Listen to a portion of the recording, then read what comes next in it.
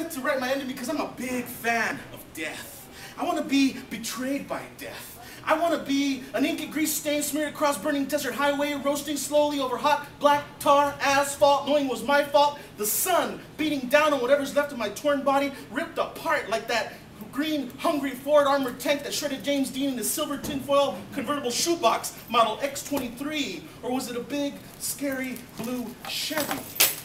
I want to be immortalized by death. I want death to help me write the great American novel where we kill every living thing on the face of the planet. Death to humans, dogs, cats, camels, Ebola, marmosets, lions and tigers and bears.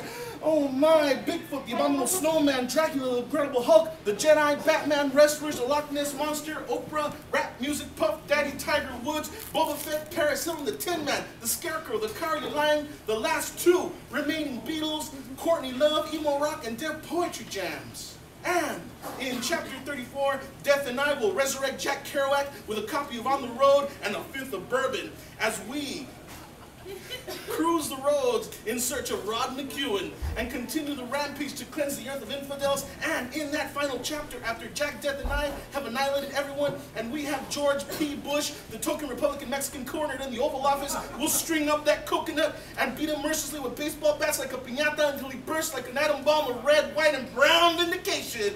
And we'll drive off into the sunset, Jack, Death, and I, in a yellow Coupe de Ville. And we'll drop off Jack somewhere near Big Sur while Death and I shack up in some little rinky-dink motel and spend a few days in bed so I can be seduced by death, shoved down under the covers and held down until I eat death out, with no hope of commitment other than the fact that I'll be left an empty husk after busting a nut and snobbing the shit out of death. Because you know death isn't it for a good time? Fucking tramp death. Death is a slut will fuck anyone as long as they have nice shoes. You know, one of those shallow bitches that judges people by their shoes, will blow you if you're wearing Adidas, shove her pinky finger up your puckered asshole if you find yourself in size 12 Skechers, fillet you fucking queen death, the petite mort, death by chocolate covered, all wrestling redheaded thong wearing co-eds. But wait a minute, I'll be honest with death. There's no shame in death. And though death likes to sleep around, I know we can make our love work. Come on, death, give our love a chance, death. I'll take good care of you, death. Forget all the bad things I said. I'll bring you in out of the rain, dry you off, clean you up, and serve you some hot tomato soup or gazpacho. We all know how much death loves gazpacho.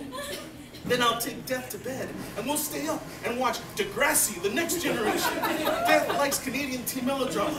Afterwards, I'll hold death all night, and we'll talk about how much I hate my job at Walmart, and death will read Q&A from her Cosmo magazine, and how death wishes she hadn't killed all those babies, or Che Guevara, or drowned so many at sea. And I'll blame God, and death will smile.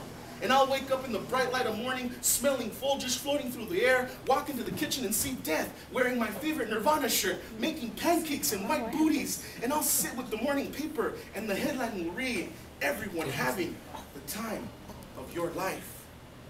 And death will say, "Hey, Jack called. He wants us to pick him up," as I sip my coffee and check out death's ass. Because, good goddamn, death has got some fine legs. They unearthed her scratched and bruised. It was too late. What a tragedy. A miserable fate. She was to be married off soon to an inbred count with a lisp, but from the noblest of family trees.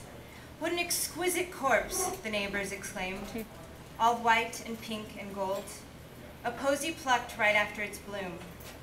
They buried her in the new family plot, in that new exotic place they called home, where dark natives pick your pockets, and snow never fell. A statue was erected by the grieving family, and someday tourists would come visit and sigh at the morbid beauty.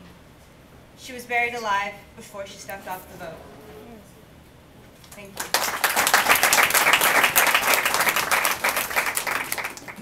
It seems like everything happens at 4 in the morning. The world stops. People dream, nightmares come awake. It is a time when the smell of sex and the color of white sheets mingle together like a Jackson Pollock painting.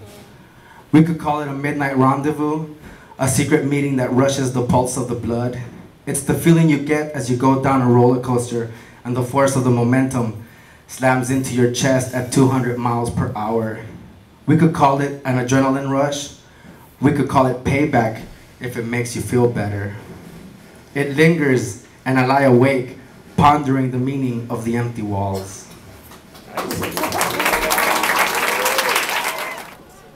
November 29th, 2003, at 3:45 p.m., a woman that looked like my grandmother, walked into my life. Her eyes were crystalled fury, fear glazed in black and brown. Within her hand, she held what was left of a Burger King napkin, soiled in walking tears and English signs, a tattered and torn sweater, green like the ocean waves dragged. It fell over her boned shoulders. Witness to what was not being said. 3 days before, she had passed through those doors, but not like that day. Not like that day.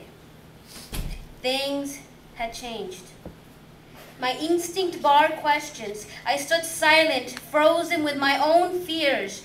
My name echoed in her eyes, and the trembling of her hands was the beating of my own heart. Without push, she sat and began to tell me of a man, a stranger who promised work, gave her hope, made plans for a better life. But instead, he tore her to shreds, broke through that door and silenced every dream, every word spoken, every thought, over and over and over again, till he was done. A woman just like my mother, just like me.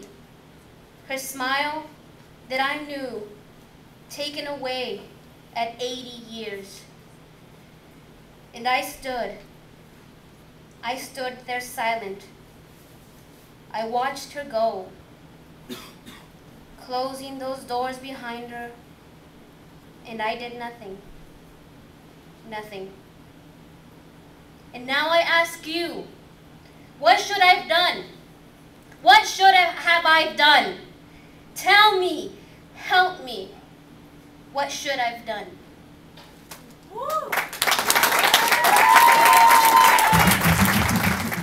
I want my milk and cookies because I am a growing boy. I said, I want my milk and cookies because I am a growing boy. And if I don't get what I want, I'm gonna choke you up, hold you up, give you a grease job, smack you around, spit on you, growl at you, speak bad to you, laugh at you, because I am a growing boy and I want my milk and cookies.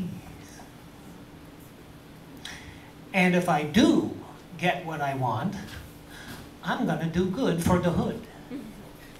Cut firewood, straighten my bed, kiss my mom, hug my dad, grow up, enjoy girls, wash my hair, scrub the dog, and beat up all the bad guys.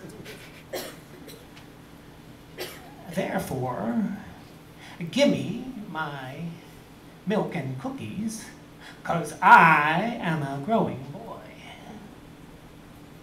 So, Mr. Politician, if you want stability, humility, productivity, lucidity, attractability, invulnerability, reactivity, subjectivity, multiplicity, and connectivity, give me what I want, milk and cookies.